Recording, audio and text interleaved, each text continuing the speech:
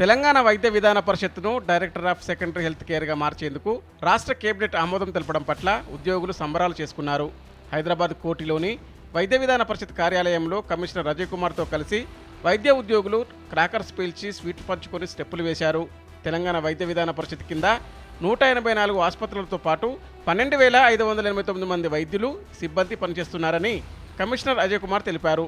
పరిషత్ కింద ఉండడం వల్ల అనేక రకాల ప్రయోజనాలు లభించడం లేదని, ఉద్యోగులకు ట్రెజరీ వేతనాలు రావడం లేదని, హెల్త్ కార్డులు, పదోన్నతులు, సర్వీసు విషయాల్లోనూ అనేక ఇబ్బందులు పడుతున్నారన్నారు. స్వయం ప్రతిపత్తి సంస్థగా ఉన్న పరిషత్తుకు ప్రభుత్వ శాఖ హోదా లభించేందుకు కృషి చేసిన ఆరోగ్య శాఖ మంత్రి దామోదర రాజనరసింహకు ముఖ్యమంత్రి రేవంత్ రెడ్డికి కృతజ్ఞతలు తెలిపారు.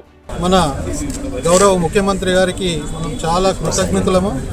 ఎందుకంటే మనము అడిగిన వెంటనే అంటే మన యూనియన్ల ద్వారా పోయి వారు రిప్రజెంటేషన్ ఇచ్చిన తర్వాత సానుకూలంగా స్పందించి తాను ఫైల్ సైన్ అయిన తర్వాత క్యాబినెట్లో మన హెల్త్ మినిస్టర్ గారు, మన హెల్త్ సెక్రటరీ గారు వారు చేసినటువంటి కృషిని ఏమాత్రం మర్చిపోలేనటువంటి విషయం. ఎందుకంటే చాలా hurdles, there are so many questions have been asked in cabinet.